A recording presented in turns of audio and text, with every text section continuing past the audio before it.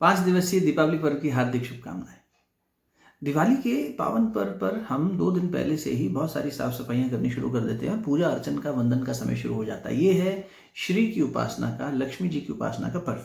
और इसे शुरू करते हैं मुख्यतः धनतेरस से।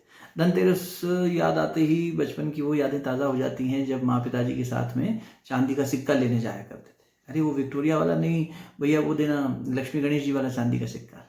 या कुछ बर्तन खरीदे जाते थे, या किसी सुनार की दुकान से चांदी या सोने के जवाहरात खरीदे जाते थे।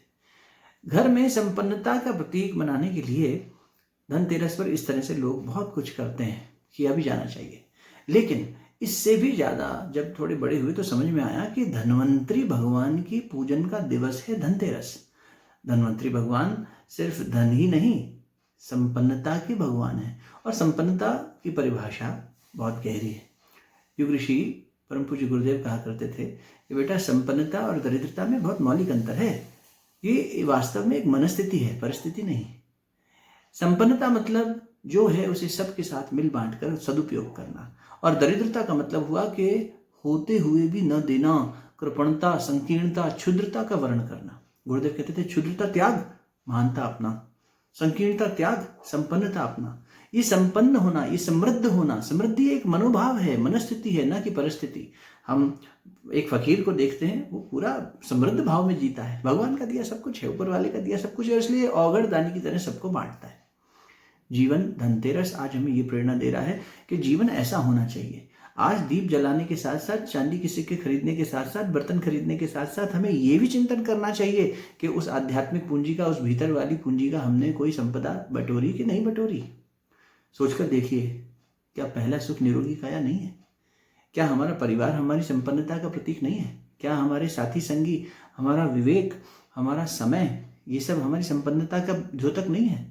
मनुष्य के मूल्यांकन की कसौटी क्या सिर्फ उसका पूंजीवादिता होना चाहिए? नहीं, वो पूंजी जो सिर्फ अर्थ के आधार पर हो और पैसे के, तो उसे पूंजी कहना ठीक नहीं है। ये समग्रता और संपन्नता की परिभाषा नहीं है। इसने तो मनुष्य को और दरिद्र बना दिया है। इसलिए धनतेरस के पर्व पर आज आप सभी के लिए भगवान से यही प्रार्थना, यही शुभकामना कि भगवान हम सबको ये चिंतन दें कि उस दीप को जलाते समय हम ये सोचें कि हमने भीतर कितना धन संचय किया, कितनी आध्यात्मिक पूंजी इकट्ठी करी। कबीरा सो धन संचिए जो आगे को होए, शीश चढ़ावत गाठरी जात न देखा कोई। उस धन को संचय करने के बारे में भी सोच।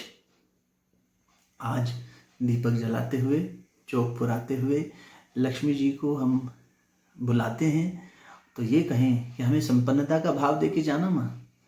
हे धन्वंतरी भगवान, हमें ये चिंतन दीजिएगा। ये भगवान राम और भगवान कृष्ण के 2 अलग अलग युगों और अवतारों की बड़ी सुंदर लीलाएं हैं इन 5 दिनों में। और विष्णु जी जो इन दोनों ही अवतारों के पीछे हैं, वो क्या हैं? संचालन करता। अपने जीवन का संचालन हम विष्णु और उनकी शक्ति श्री के आधार पर किस तरह करें, ये सिखाने के लिए 5 दिवस का दीपावली पर्व हमारे जीवन में आता है।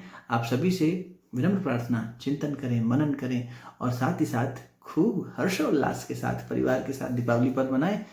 सभी पर धन्वंतरी भगवान की कृपा बरसे और हम क्षुद्रता से महानता की ओर आगे बढ़े, दरिद्रता से संपन्नता और समृद्धि की ओर आगे बढ़े। ऐसी मंगल कामना। राम राम।